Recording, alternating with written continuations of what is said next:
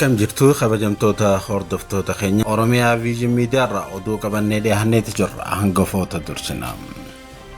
Ollaa hinaaftuu fi diinota seenaatu waloon ta'e Itoophiyaa nagaa dhorgaa jira jee ajajaan waliigala raayyaa ittisa biyyaa Fiild Maarshaal Biraanuu Juulaa. Ajajaan waraanaa kuni cimdoon qaama shiraa Kaayiroo, Kaartumii fi Moqaadishoon Itoophiyaa karra galaanaa dhorguudhaaf waggaa 60 dura shirame ta'uu himan.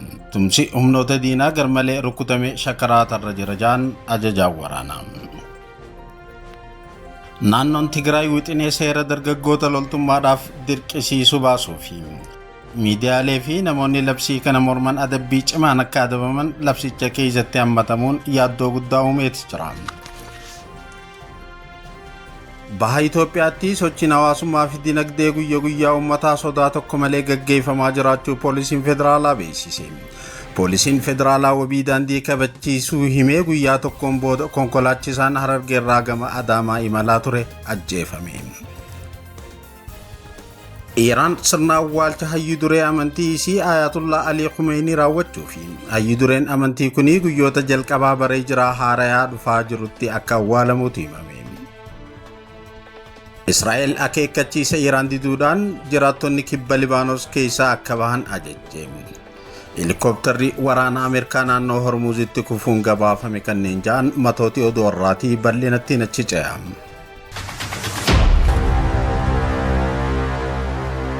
Ollaa hinaaftuu fi diinota seenaatu waloon ta'e Itoophiyaa nagaa dhorgaa jira jee ajajaan waliigala raayyaa ittisa biyyaa Fiild Maarshaal Biraanuu Juulaa.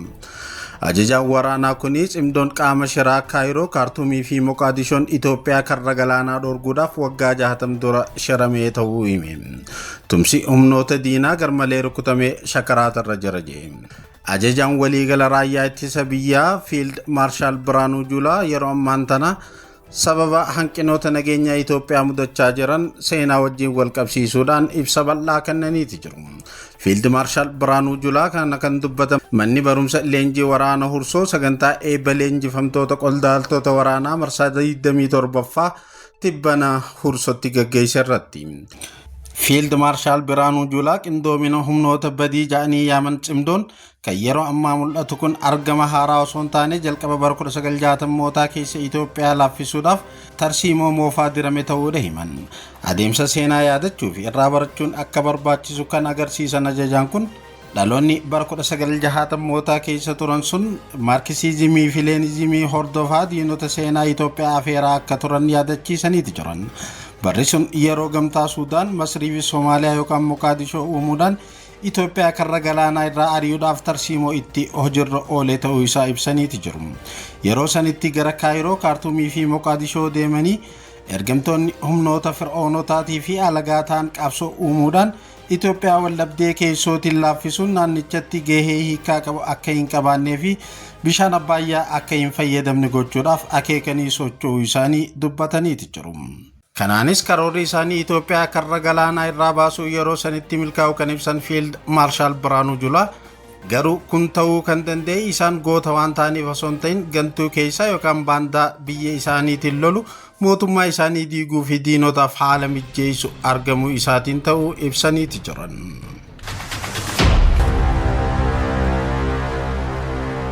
Naannoon Tigraay wixinee seera dargaggoota loltummaaf dirqisiisu baasuu fi miidiyaalee fi namoonni labsii kana morman adabbii cimaan akka adabaman labsicha keessatti hammatamuun yaaddoo guddaa uumeeti jira. Seerri yaadame kun kan qophaa'e waliigaltee Pirootooriyaa erga mallatteessee waggaa 3 ol booda naannoo Tigraay keessatti ce'umsi siyaasaa fi nageenya eegumsaa hammaachaa dhufe keessattidha.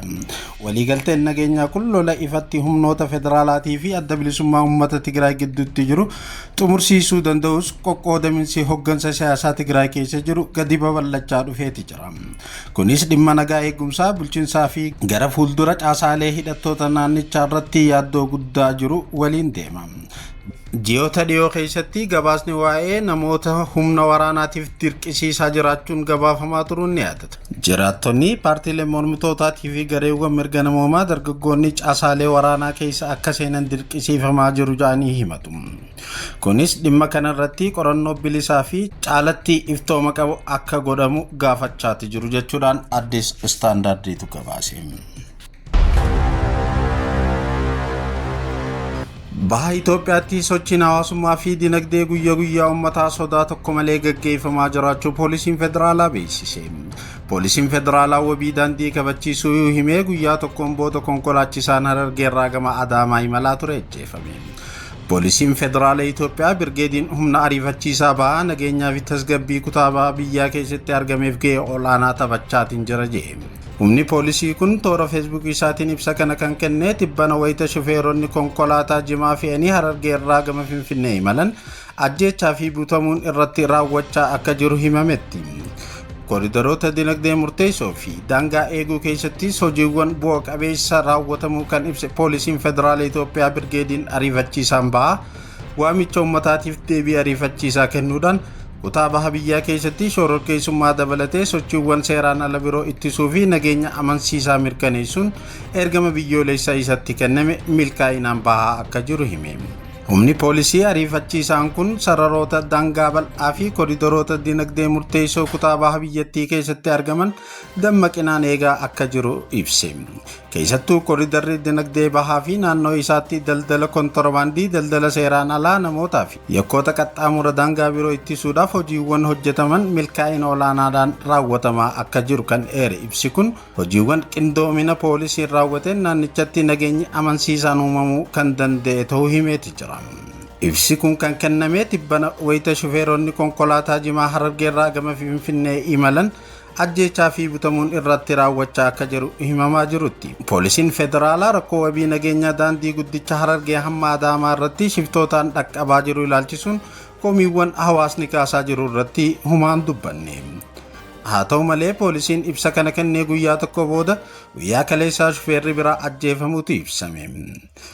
Kaleessa konkolaataadhaan loon fe'atee godina Harargee lixaa magaalaa Cirorraa gama Adaamaa imalaa kan ture konkolaachisaan Feesal Abdoo jedhamu bifa sukkanneessaadhaan ajjeefame paarkii Awaash keessatti akka darbame maddeen gabaasaniiti jiru. Maddoota biyya alaarraa argannetti achi ceena.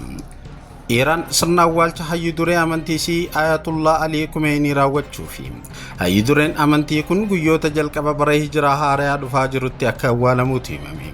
Miidiyaaleen Iraan waa'ee sirna awwaalcha hoogganaa olaanaa duraanii Iraan Ayatullah Ali Khamenei qindeessitoota waabeeffachuudhaan bal'inaan gabaasaati jiru. Khameneiin guyyaa jalqaba waraanaa gurraandhala 28 wayita Israa'elii fi Ameerikaan Iraan irratti haleellaa raawwatanitti ajjeefame. Iraan hanga ammaatti sirna gaggeessaa fi awwaalcha isaa hin raawwanne. Ilmi isaa Mujtabaa Ali Khamenei jalqaba baatii bitooteessaa bakka isaa bu'eetti jira. Qindeessitoonni akka jaanitti sirni gaggeessaa kun ji'a jalqabaa kaalendara Islaamaa keessaa guyyaa 10ffaa booda kan raawwatamu yoo ta'u kunis waxabajjii 25 yookaan 26 ta'uu danda'a jedhameeti eegama. Miidiyaaleen Iraan akka gabaasanitti sirni gaggeessaa kun Teheraan magaalaa qulqulluu Qoom achi boodas magaalaa qulqulluu biroo kaaba baha Iraan keessatti argamtu bakka dhaloota Khamenei tan taate Mashhad keessatti erga raawwatameen booda achumatti awwaalama. Sodaa nageenya waraanaa kanaan wal qabatee dhalateen karoorri awwaalcha Khamenei irra deddeebi'uudhaan beellamamaati ture. Israa'el akeekkachiisa Iraan diduudhaan jiraattonni kibba Libaanos keessaa akka ba'an ajajje. Humni waraana Israa'el jiraattonni magaalaa kibba Libaanositti argaman Xiroos yookaan Taayir keessaa akka ba'an ajaja dabarse. Teel Aviv ajaja kana dabarsuunis erga Iraan haleellaa Libaanositti gaggeeffamu yoo itti fufe Israa'el akka haleeltu beeksistee guyyaa tokkoon boodatti. Iraanii fi Israa'el kaleessa haleellaa walirratti gaggeessan erga dhaabuu beeksisaniin booda Israa'el kibba Libaanositti haleellaa gaggeessuudhaaf akeekkachiisa kan kennite. Haleellaa Israa'el magaalaa Beerutitti tibbana raawwatte hordofee Iraan misaa'ilota isii gama Israa'el roobsuun ni yaadatama. Israa'elis deebii kennuudhaan magaalota Iraan erga haleelteen booda Tiraamp giddu galuudhaan kan dhaabsise.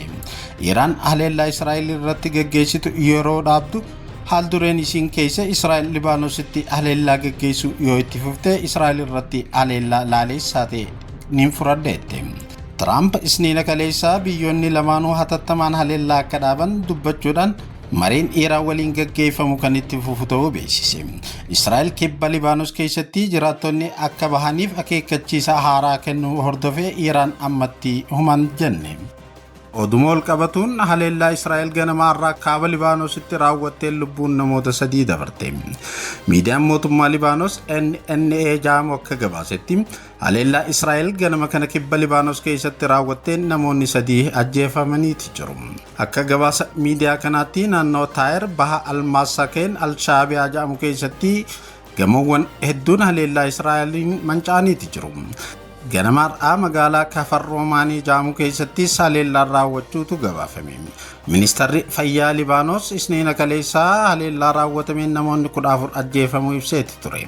Iiraanii fi Israa'el erga dhukaasa ji'oota 2 dhaabaniin booda kaleessa wal haleelanii deebi'anii dhaaban. Iiraan haleellaa akka dhaabdu garuu Israa'el Libaanos haleeluu itti fufti taanaan akka haleellatti deebitu akeekkachiifteeti turte.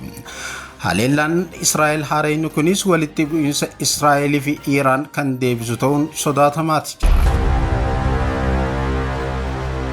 Oduu keenya xumuraatiin helikoophtarri waraana Ameerikaa naannoo Hormuuzitti kufuun gabaafame.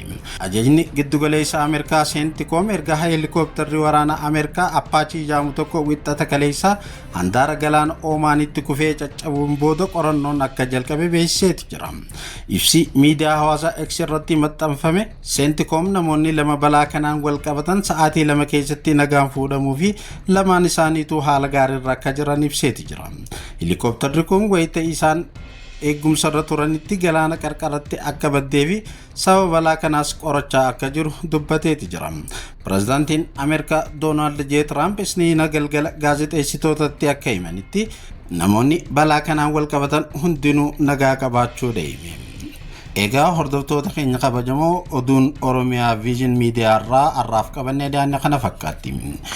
Oromiyaa Vision Media like, subscribe fi share godhuudhaan nu cinaa dhaabbadhaa isiniin jenna nageetti.